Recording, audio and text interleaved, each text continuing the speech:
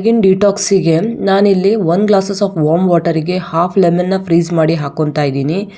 ಈ warm water plus lemon ಕುಡಿಯೋದ್ರಿಂದ ತುಂಬಾ ಹೆಲ್ತಿಗೆ ಬೆನಿಫಿಟ್ಸ್ ಇದೆ. ನಿಮ್ಮ ಇಮ್ಯುನಿಟಿ ಬೂಸ್ಟ್ ಮಾಡುತ್ತೆ, ನಿಮ್ಮ ಡೈಜೆಷನಿಗೆ ಹೆಲ್ಪ್ ಮಾಡುತ್ತೆ, ಹಾಗೆ ವೆಯ್ಟ್ ಲಾಸ್ಗೂ ಕೂಡ ಹೆಲ್ಪ್ ಮಾಡುತ್ತೆ. ನಿಮ್ಮ throughout the day hydrate ಆಗಿಡುತ್ತೆ.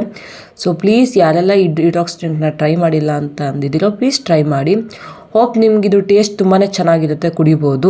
ಬ್ರೇಕ್ಫಾಸ್ಟಿಗೆ ಬರೋದಾದರೆ ನಾನಿಲ್ಲಿ ಕನ್ಸ್ಯೂಮ್ ಮಾಡಿರೋದು ನವಣಕ್ಕಿ ಉಪ್ಪಿಟ್ಟು. ಈ ನವಣಕ್ಕಿ ಉಪ್ಪಿಟ್ಟಲ್ಲಿ ನಾನು ಕ್ಯಾರೆಟು, ಬೀನ್ಸು ಎಲ್ಲನೂ ಹಾಕಿದ್ದೀನಿ. ಇದು ಒನ್ ಆಫ್ ದಿ ಬೆಸ್ಟ್ ಅಂತಲೇ ಹೇಳ್ಬೋದು ಬ್ರೇಕ್ಫಾಸ್ಟಿಗೆ. ನಿಮ್ಗೆ ಅನಿಸ್ಬೋದು ಇಷ್ಟೇ ಎಷ್ಟಿದೆ ಹೊಟ್ಟೆ ತುಂಬುತ್ತಾ ಇಲ್ವಾ ಅಂತ. ಖಂಡಿತವಾಗ್ಲೂ ಹೊಟ್ಟೆ ತುಂಬುತ್ತೆ, ಆಮೇಲೆ ಟೇಸ್ಟ್ ಕೂಡ ತುಂಬ ಯಮ್ಮಿ ಆಗಿರುತ್ತೆ. ಸೊ ಯಾರೆಲ್ಲ ಟ್ರೈ ಮಾಡಿಲ್ಲ ಪ್ಲೀಸ್ ಟ್ರೈ ಮಾಡಿ. ಹಾಗೆ ರೆಸಿಪಿ ಬೇಕಿದ್ದರೆ ಕಮೆಂಟ್ ಸೆಕ್ಷನಲ್ಲಿ ಕಮೆಂಟ್ ಮಾಡಿ, ನಾನು ಡೆಫಿನೆಟ್ಲಿ ನಿಮಗೆ ಆ ರೆಸಿಪಿನ ತಿಳಿಸ್ಕೊಡ್ತೀನಿ. ಇದ್ದಾಗ ನಮಗೆ ಅಂತ ಬ್ರೇಕ್ಫಾಸ್ಟ್ ಮಾಡ್ಕೊಳೋದು ಸ್ವಲ್ಪ ಕಷ್ಟನೇ, ಮನೆಯವ್ರಿಗೆಲ್ಲರಿಗೂ ಮಾಡಿ. ಸೊ ಈ ಥರ ಕ್ವಿಕ್ ಆಗಿರೋ ರೆಸಿಪಿನಾದರೆ ಬೇಗ ಮಾಡ್ಕೋಬೋದು. ಒಂದು 10 to 15 ಮಿನಿಟ್ಸ್ ಎಲ್ಲ ಆಗೋಗ್ಬಿಡುತ್ತೆ.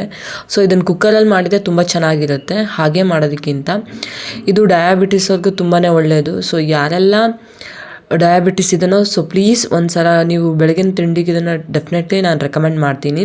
ನಾನು ತಿಂಡಿ ತಿಂದೇ ಸ್ನಾನ ಮಾಡೋದು, ಯಾಕೆಂದರೆ ತುಂಬ ಟೈಮ್ ಆಗಿಬಿಡುತ್ತೆ. 8 ರಿಂದ 9 ಗಂಟೆ ಒಳಗಡೆ ತಿಂಡಿ ತಿನ್ನಬೇಕು, ಆಮೇಲೆ ಆದರೆ ತಿನ್ನಂಗಾಗಲ್ಲ.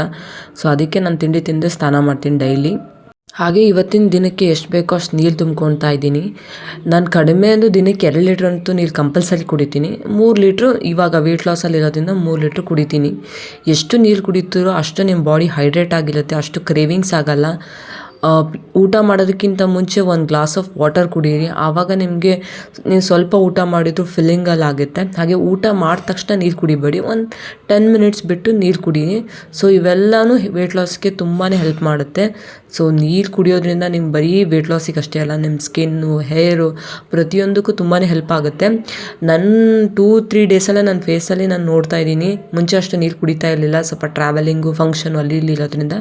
ಇವಾಗ ನನ್ನ ಸ್ಕಿನ್ ಸ್ವಲ್ಪ ಬೆಟರ್ ಆಗಿದೆ. ಸೊ ಪ್ಲೀಸ್ ನೀರು ಚೆನ್ನಾಗಿ ಕುಡೀರಿ through out the day, miss ಮಾಡಬೇಡಿ. 1 ಗಂಟೆ ಹಂಗೆ ಕಡಲೆಕಾಯಿ ಬೀಜಗಳು ತೊಗೊಂಡೆ. ಸೊ ಇದು ಎನರ್ಜಿಗೆ ತುಂಬಾ ಒಳ್ಳೆಯದು, ಹಾಗೆ ವೆಯ್ಟ್ ಲಾಸಿಗೂ ಕೂಡ ಟೈಮ್ ಪಾಸ್ ಕಡಲೆಕಾಯಿ ಅಂತ ಹೇಳ್ಬೋದು.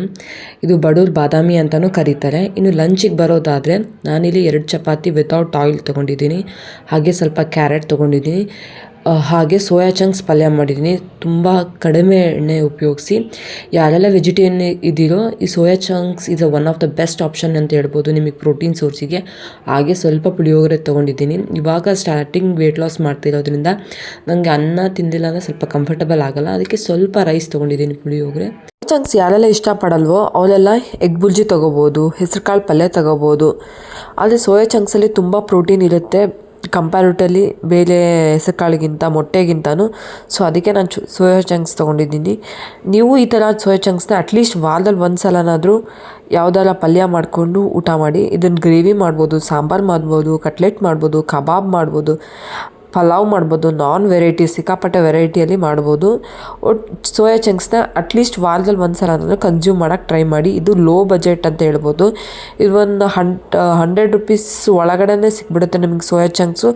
ಹಂಗಂತ ಕಡಿಮೆ ಸಿಗುತ್ತೆ ಅಂತ ಇದ್ರಲ್ಲಿ ಪ್ರೋಟೀನ್ ಇಲ್ಲ ಅಂತ ಹೇಳೋಕ್ಕಾಗಲ್ಲ. ಇದರಲ್ಲಿ ತುಂಬ ಪ್ರೋಟೀನ್ ಇರುತ್ತೆ. ಕಂಪ್ಯಾರಿಟ್ಲಿ ನಿಯರ್ಲಿ ಪನ್ನೀರ್ಗಿಂತ ಜಾಸ್ತಿನೇ ಬರುತ್ತೆ ಅಂತ ಅಂದ್ಕೊಂಡಿದ್ದೀನಿ. ಬೇಕಿದ್ದರೆ ಕಮೆಂಟ್ ಸೆಕ್ಷನಲ್ಲಿ ಕಮೆಂಟ್ ಮಾಡಿ, ನಾನು ಸೋಯಾ ಚಂಕ್ಸ್ನ ಈಸಿಯಾಗಿ ಟೇಸ್ಟಿಯಾಗಿ ಹೇಗೆ ಮಾಡೋದು ಅಂತ ಹೇಳ್ಕೊಡ್ತೀನಿ. ನಾನು ಯೂಶ್ವಲಿ ಮಧ್ಯಾಹ್ನ ಬ್ರೇಕ್ಫಾಸ್ಟ್ ಆದಮೇಲೆ ನಮ್ಮನೆ ಮೇಲ್ಗಡೆ ವಾಕ್ ಮಾಡ್ತೀನಿ. ಹೊರಗಡೆ ಊಟ ಆದಮೇಲೆ ನೈಟ್ ಟೈಮ್ ಮಾಡ್ತೀನಿ.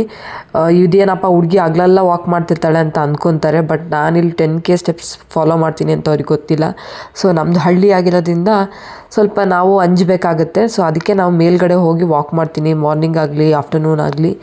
ಈ ಕೆಲವೊಂದು ಸಲ ಈವ್ನಿಂಗೂ ಸಹ ಅಲ್ಲೇ ಮಾಡ್ತೀನಿ, ನನ್ನ ಮಕ್ಕಳನ್ನ ಆಟ ಆಡೋಕ್ಕೆ ಬಿಟ್ಕೊಂಡು. ಸೊ ನನಗೂ ಕಂಫರ್ಟಬಲ್ ಆಗುತ್ತೆ. ನಮ್ಮೂರಲ್ಲಂತೂ ಪಾರ್ಕ್ ಇಲ್ಲ ಹೊರಗಡೆ ಹೋಗಿ ವಾಕ್ ಮಾಡೋದಕ್ಕೆ. ಸೊ ಮೇಲ್ಗಡೆ ಮಾಡಬೇಕು, ಇಲ್ಲಾಂದರೆ ಕೆಳಗಡೆ ಮಾಡಬೇಕು. ಸೊ ಅದಕ್ಕೆ ನಾನು ಯೂಶ್ವಲಿ ಮೇಲ್ಗಡೆ ಬಂದು ಜಾಸ್ತಿ ವಾಕ್ ಮಾಡ್ತೀನಿ. ಆ್ಯಂಡ್ ಈವ್ನಿಂಗ್ ಗೊತ್ತಲ್ಲ, ನಮ್ಮ ಟೀ ಅಂತೂ ಮಿಸ್ ಮಾಡೋಂಗೇ ಇಲ್ಲ. ಎಷ್ಟೋ ಸಲ ಅಂದ್ಕೊತೀನಿ ಟೀ ಕುಡಿಯೋದು ಕಡಿಮೆ ಮಾಡಬೇಕು ಅಂತ, ಬಟ್ ಮೊದಲಿಗಿಂತ ತುಂಬಾ ಕಡಿಮೆ ಮಾಡಿದ್ದೀನಿ. ಸೊ ಬೆಳಗ್ಗೆ 1/2 ಲೋಟ, ಸಂಜೆ 1/2 ಲೋಟ. ಇನ್ನು ನೈಟ್ ಡಿನ್ನರಿಗೆ ಬರೋದಾದರೆ ನಾನಿಲ್ಲಿ 1 ಜೋಳದ ರೊಟ್ಟಿ, ಒಂದು ಸ್ವಲ್ಪ ಹೀರೆಕಾಯಿ ಪಲ್ಯ, ಶೇಂಗಾ ಪುಡಿ, ಕೆಂಪು ಅಕ್ಕಿ, ಅನ್ನ ತೊಗೊಂಡಿದ್ದೀನಿ. ಸೊ ಮಧ್ಯಾಹ್ನ ಫುಲ್ ಲೋಡೆಡ್ ಆಗಿತ್ತು. ಸೊ ನನಗೇನು ಅಷ್ಟೊಂದು ಹಶುವಾಗಿರಲಿಲ್ಲ. ಇದಾಗಿತ್ತು ಇವತ್ತಿನ ನನ್ನ ಡಿನ್ನರ್. ಹೋಪ್ ನಿಮಗೆಲ್ಲ ರೆಸಿಪೀಸ್ ಇಷ್ಟ ಆಗ್ತಿದೆ ಅಂದ್ಕೊಂಡಿದ್ದೀನಿ. ನಿಮ್ಗೆ ಯಾವುದ್ಯಾವುದೆಲ್ಲ ರೆಸಿಪಿ ಬೇಕೋ ಕಮೆಂಟ್ ಸೆಕ್ಷನಲ್ಲಿ ಕಮೆಂಟ್ ಮಾಡಿ, ನಾನು ಆ ರೆಸಿಪಿ ಬಗ್ಗೆ ವಿಡಿಯೋ ಮಾಡ್ತೀನಿ. ಎಲ್ಲ ಹೌಸ್ ವೈಫು ಆರಾಮಾಗಿ ಮಾಡ್ಕೋಬೋದು ನನ್ನ ವೆಯ್ಟ್ ಲಾಸ್ ಜರ್ನಿನ. ಖಂಡಿತವಾಗ್ಲೂ ನಿಮಗೆ ವರ್ಕ್ ಆಗುತ್ತೆ. ಊಟ ಎಲ್ಲ ಆದಮೇಲೆ ಸೋಂಪು ತೊಗೊತಾ ಇದ್ದೀನಿ. ನಿಮ್ಮ ಊಟ ಎಲ್ಲ ಕರೆಕ್ಟಾಗಿ ಡೈಜೆಸ್ಟ್ ಆಗುತ್ತೆ. ಸೊ ನೀವು ಇದನ್ನು ಅಭ್ಯಾಸ ಮಾಡ್ಕೊಳ್ಳಿ. ರಾತ್ರಿ ಊಟ ಆದಮೇಲೆ ಸ್ವಲ್ಪ ಸೋಂಪು ಹಾಕ್ಕೊಳ್ಳಿ. ಈ ಆ್ಯಪ್ನ ಪ್ಲೇಸ್ಟೋರಿಂದ ಡೌನ್ಲೋಡ್ ಮಾಡ್ಕೊಂಡಿದ್ದೀನಿ. ಸ್ಟೆಪ್ ಕೌಂಟರ್ ಅಂತ ಟೈಪ್ ಮಾಡಿ ಬರುತ್ತೆ. ಸೊ ಇದನ್ನು ಮಾಡೋದ್ರಿಂದ ನಿಮ್ಮ ಕ್ಯಾಲರೀಸ್ ಎಷ್ಟು ಬರ್ನ್ ಆಗಿದೆ, ಎಷ್ಟು ಸ್ಟೆಪ್ ಕಂಪ್ಲೀಟ್ ಮಾಡಿದ್ದೀರಾ ಅಂತ ಪ್ರತಿಯೊಂದು ಗೊತ್ತಾಗುತ್ತೆ. ಹಾಗೆ ನಮಗೂ ಒಂದು ಐಡಿಯಾ ಸಿಗುತ್ತೆ ಹೇಗೆ ವಾಕ್ ಎಲ್ಲ ನಡೀತಿದೆ ಅಂತ. ಸೊ ನೀವು ಪ್ಲೀಸ್ ಈ ಆ್ಯಪ್ನ ಡೌನ್ಲೋಡ್ ಮಾಡ್ಕೊಳ್ಳಿ. Thank you.